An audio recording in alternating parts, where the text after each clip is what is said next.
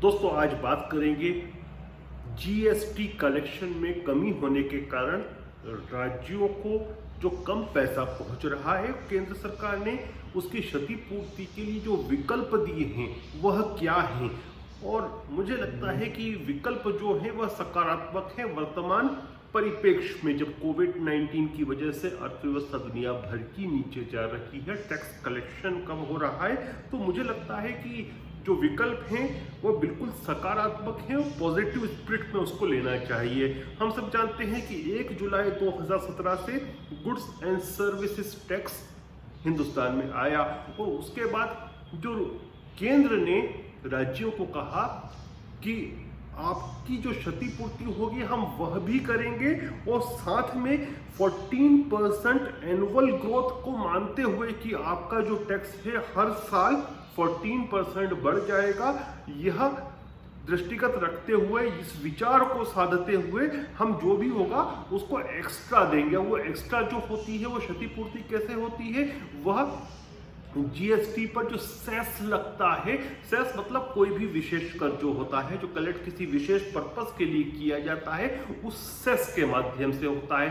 परंतु अभी स्थिति क्या है कि चूंकि जीएसटी ही कम कलेक्ट हो रहा है, सरकार ने यह सोच के जीएसटी लगाया था कि लगभग प्रति माह 1 लाख करोड़ रुपए का जीएसटी कलेक्ट होगा। और फाइनेंशियल ईयर 2019-2020 की बात करें तो 1,0844 करोड़ तक पहुंच गया था। मतलब जहां तक पहुंचना चाहिए था पहुंच गया था। लेकिन इस वर्ष में हम रेशो की बात करें यदि, तो कलेक्शन जो आ रहा है प्रति माह के हिसाब से वह 68,000 करोड़ आ रहा है। तो जब जीएसटी के कलेक्शन में कमी हो रही है तो डेफिनेटली सेस में भी कमी हो रही है।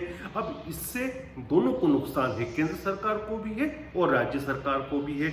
इसमें केंद्र ने कहा है राज्यों को कि हम आपको वह क्षतिपूर्ति कर देंगे जो जीएसटी के कारण हुई है। लेकिन चूंकि इकोनॉमी ओवरऑल डाउन चल रही है, तो यदि जीएसटी नहीं भी होता तो आप जो हम एक नोशनल लेके चल रहे थे कि 14% पर एनम के हिसाब से आपका टैक्स कलेक्शन बढ़ता है, वह नहीं हो सकता था, जो दुनिया में कहीं नहीं हो रहा है आज की तारीख में। वो साथ ही साथ जो एवरेज कलेक्शन आना चाहिए था वो भी नहीं आता। लेकिन उसके उपरांत भी भारत सरकार कह रही है राज्यों को कि हम आपको जो जीएसटी की वजह से क्षति हुई है, जिसका कैलकुलेशन आ रहा है लगभग 97,000 करोड़ 97,000 करोड़ रुपया, उसकी हम क्षतिपूर्ति करेंगे। वो कैसे करेंगे कि राज्य जो है वह रिजर्व बैंक ऑफ इंडिया से ऋण ले कम दरों पर और उसको जो चुकाएंगे कैसे कि उसकी गारंटी दे रही है केंद्र सरकार। गारंटी कैसे होगी